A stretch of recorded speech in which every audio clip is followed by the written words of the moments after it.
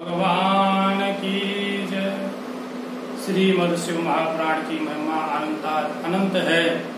भगवान भोलेनाथ की कृपा से ही जीवन में जग में कल्याण प्राप्त होता है। इस घोर कलिकाल में, कलयुग के समय में भगवान शिव की कृपा परम आवश्यक है। हमें अपने पाप ताप संताप से बचना है तो भगवान शिव की आराधना करनी चाहिए। शिव महापुराण की महिमा बहुत ही दिव्य और महान है। श्री वेदव्यास जी महाराज ने शिव महापुराण में बड़ी सुंदर महिमा महात्मा वर्णन की है।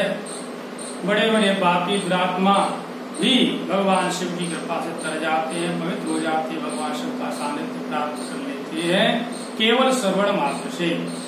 शंभो कथा सुधापानम प्रत्यक्ष मुक्ति है दायकम। भगवान शिव की कथा प्रत्यक्ष मुक्ति देने वाली है। आपको कहीं भटकने की, अन्यत्र जाने की आवश्यकता नहीं, केवल शिव की कृपा से मुक्ति मिल जाती है। इसलिए भगवान शिव की शरण में जाने से हमारा हर कार्य सिद्ध और मुक्ति भी प्राप्त हो जाती है। उसी प्रकार सूत जी महाराज सोनका ऋषियों से कहने लगे, हे सोनका ऋषियों, अब मैं आपको बड़ी ही पावन और अनंतानंद भगवान शिव की कथा श्रवण कराता हूँ। जैसे एक बहुत बड़ा पापी था। समुद्र निकटे देशे ग्रामो वास्कल संज्ञक बसंत यत्र पापिष्टा वेद धर्मोन्जिता जना।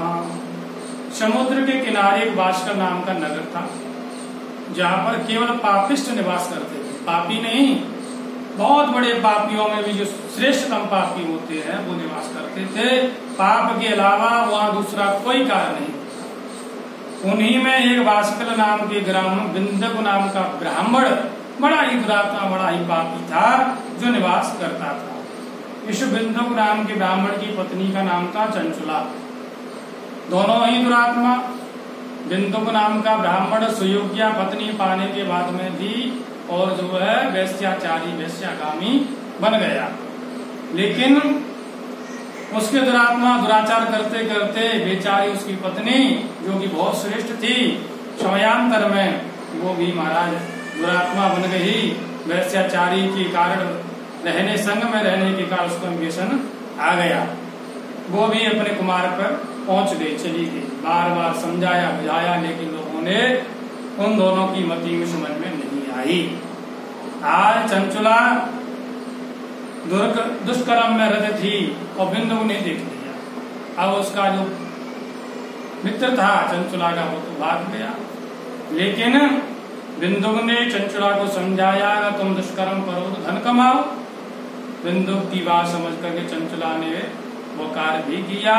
समय रहते ईश्वर की लीला, समय सबका आना है। बिंदु ब्राह्मण कालेन निधनम प्राप्तो जगामा नरकं खला भुक्त्वा नरक दुःखानि बहुवहानि समूलधि। बिंदु को समय आने पर उसकी तो मृत्यु हो गई, तो भयानक भयंकर विशाल नरक में जाना पड़ा। बड़ी बड़ी यातना भोगनी पड़ी उस बिंदु को। यातना भोगने के बाद में विंध्याचल पर भयानक प्रेत बन करके, पिशाच बन करके रहने लगा। अब बेचारी चंचुला अकेली रह गई, फिर भी वो दुष्कर्म में ही रत रही। उसने अपना वो कर्म नहीं छोड़ा, लेकिन भगवान की, ईश्वर की लीला, देव योग। परिवार के संग में एक बार क्या हुआ, कसे कदा देव योगे नाम संप्राप्ते पुण्य पर्वणि सानारी बंधु भेद सार्धम गोकर्णम क्षेत्रमाययु। एक बार चंचला बिंदु की जो पत्नी है, गोकर्ण क्षेत्र में तीर्थ स्थल में पहुंची। वहां जाकर के स्नान ध्यान आदि जो कार्य चल रहा था उसमें संलग्न थी। और भ्रमण करते करते आज चंचुला ने देवालय में प्रवेश किया। और देवालय में प्रवेश करने के बाद में देखा तो भगवान शिव की कथा चल रही है।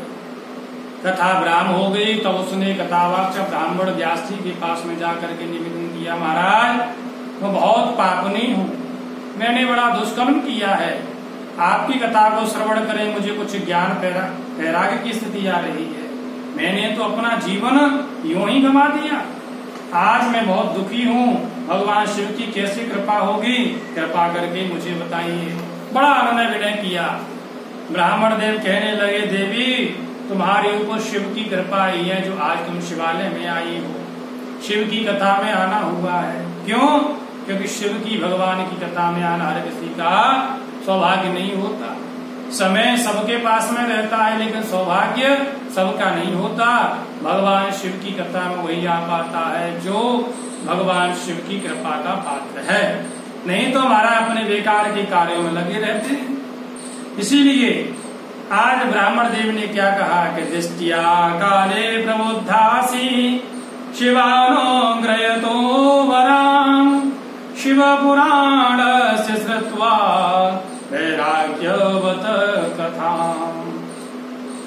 भगवान शिव की कथा वैराग्य देने वाली है। श्रवण करने मात्र से भगवान शिव की कृपा अनुग्रह हो जाता है।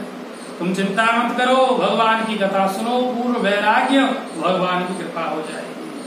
भगवान शिव कृपा करने वाले हैं और ऐसी कृपा देर से नहीं, विलंब से नहीं, शीघ्र कृपा करते हैं। शिवानुग्रह तत्सर्वम पापम सद्यो विनिश्यति। तुम ये कहती हो मेरे पाप बहुत हैं, भगवान शिव के अनुग्रह से, शिव की कृपा से जितने भी तुम्हारे पाप हैं वो सद्य मन शीघ्र विनाश हो जाएंगे, नष्ट हो जाएंगे। केवल भाव भक्ति श्रद्धा से भगवान शिव की आप कथा को श्रवण कर लो, और जिसने कथा को श्रवण कर लिया वो निश्चय भगवान शिव की कृपा का पात्र कहा जाता है। तो कथाया सीद्यति ध्यानम मनया गिरिजापति ध्याना ज्ञानम परम तस्मा केवल्यम भवति ध्रुवम। लोग कहते हैं हमारा मन भजन में नहीं लगता, भगवान की ध्यान में नहीं लगता, तो चित्त शुद्ध नहीं है तो मन लगेगा कैसे? देखिए भगवान शिव की कथा सुनने से हमारा चित्त भी शुद्ध हो जाएगा, ध्यान भी सिद्ध हो जाएगा, इधर उधर भटकाव की भी जरूरत नहीं है, क्योंकि मन बड़ा चंचल है। यही बात गीता भगवान से श्री कृष्ण ने से अर्जुन ने कही कि चंचल ही मन कृष्ण प्रमादे बलभद्रम। हे कृष्ण, मेरा जो मन है ना बहुत चंचल है, मैं किस प्रकार इस मन को अपने बस में करूं? तो परमात्मा द्वारकाधीश श्री कृष्ण ने कुरुक्षेत्र की भूमि में क्या कहा, हे अर्जुन तुम क्या अपने मन को बस में करना चाहते हो? बोले हाँ महाराज। कैसे होगा? तो भगवान ने बड़ा दिव्य उपाय बताया, गीता में लिखा है अभ्यासेन कौन्तेय वैराग्येन च गह्यते। हे अर्जुन, अगर तुम अपने मन को बस में करना चाहते हो तो योग का अभ्यास कीजिए, और योग के अभ्यास के माध्यम से मन बस में हो जाएगा। योग का मतलब है जोड़ना, आत्मा को परमात्मा से जोड़ दो, मन को भगवान के चरणों में लगा दो, तो मन इधर उधर नहीं भटकेगा, एकदम एकाग्र हो जाएगा। और वैराग्य की भावना हृदय में जागृत करो तो मन बस में हो जाएगा। इतना करना तो कठिन है, योग हर कोई थोड़ी कर सकता, योगेश्वर योग कर सकते हैं, लेकिन चित्त शुद्धि ही न तथा नैरूपायतः प्रतः। भगवान शिव पुराण में व्यासी लिखती है कि चित्त की शुद्धि भी हो जाएगी निश्चय ही, और ध्यान भी लग जाएगा, और भगवान शिव की कृपा से कैवल्यम भवति ध्रुवम, मोक्ष भी मिल जाएगा, मोक्ष से भी वंचित नहीं रहोगे। इस प्रकार भगवान शिव की महिमा श्रवण करके चंचुला बड़ी प्रसन्न हुई, और भगवान शिव की बड़ी आनंदमयी कथा को सुने, श्रवण किया, और श्रवण करने के बाद परम वैराग्य धारण करके लेकर के भगवान शिव की भक्ति में लीन हो गई। शिव नाम जपा सकता भाग्यता मित भोजना गुरुपदिष्ट मार्गेण सा शिवम समतोषयत। इतना परम वैराग्य चंचुला के हृदय में जागृत हुआ कथा श्रवण से, वो तो केवल शिव नाम के जप में लीन हो गई, आसक्ति हो गई शिव के नाम में। संसार से आसक्ति छूट करके भगवान के नाम में, चरणों में आसक्ति हो जाए, प्रभु की कृपा होने में देर नहीं है।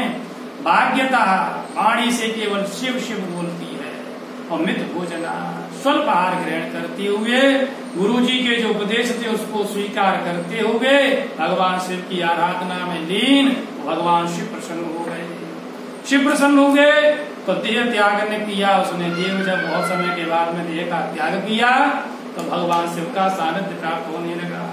महाराज शिव के गुणों में भगवान मैया गौरी के सखियों की जैसी आज वहां पर पहुंचने लगी है। दिव्य अलंकार वस्त्रों से विभूषित, त्रिपुंड लगा हुआ, भस्मी रमाए हुए, जटाजूट धारणी करती हुई वो गई तो वहां पर गणेश नंदी भृंगी सब राजमान है। बहुत ही दिव्य मैया पार्वती वामांग में शंकर जी के सुशोभित हो रही है। आज चरणों में वंदन किया और वंदन करने के बाद, प्रणाम करने के बाद में भगवान की भक्ति में लीन रही है। चंचला बहुत दिनों तक वहां पर रही। एक दिन चंचला के मन में आया, मैं तो भगवान शिव के सानिध्य में आ गई, लेकिन मेरे पतिदेव का क्या हुआ कोई अता पता नहीं है। आज मैया पार्वती से गिरजा से जाके विनय किया। मैया ने आज उसकी विनती को श्रवण किया तो प्रसन्नचित्त होकर के क्या कहने लगी, मैया चंचुले सके सुप्रीता नया स्तुत्यास्मिन् सुंदरी याचसे वरम ब्रूहि नादेयं विद्यते तव। हे देवी, आपकी भक्ति से मैं प्रसन्न हूँ, बोलो क्या वर चाहती हो, जो भी मांग चाहो प्राप्त कर लो। तुम्हारे लिए मेरे यहाँ कोई अदे वस्तु नहीं है, मैं सब कुछ प्रदान कर दूंगी। मैया की बात श्रवण करके उसने निवेदन किया, मैया महादेवी महिषानी, मेरे जीवन में सब कुछ बढ़िया है, लेकिन मेरे जो पति देव का पता नहीं है। मैया ने बताया, देवी तुम्हारे पति देव बहुत दुष्कर्मी थे, तो विंध्याचल पर्वत पर पिशाच बने हुए परेशान है, घूम रहे हैं। आओ निवेदन किया, मैया कैसे भी मेरे पति देव का कल्याण हो। तो उस समय मैया पार्वती के कहे अनुसार तुम्बरु गंधर्व को बुलाया।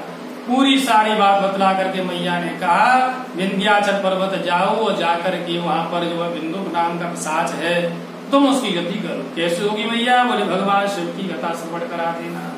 आज चंचुला के संग में और तुम्बरु गंधर्व गए, विंध्याचल पर्वत पर पहुंचे। ऋषि मुनियों ने श्रवण किया कि आज यहाँ पर भगवान शिव की कथा होगी। सब आज सम्मिलित होकर के आए और कथा प्रारंभ हुई तो पिशाच जो योनि में था वो तुम्हारा परेशान है, पासों से बांध करके, रस्सी से बांध कर उसको कथा श्रवण कराई तुम्बरु गंधर्व ने। और जैसी आज कथा श्रवण करी है तुम्हारा तत्रा पश्च पिशाचम तम महाकायमाम, वो जो पिशाच था एकदम वहां से अपनी भगवान शिव की कथा श्रवण करने मात्र से पिशाच योनि से छूट गया।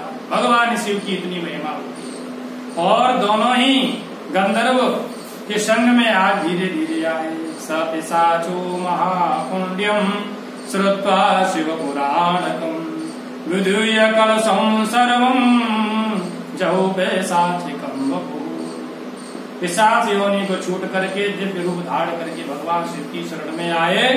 चंचला और बिंदुक दोनों ही भगवान शिव की भक्ति में लीन हो गए।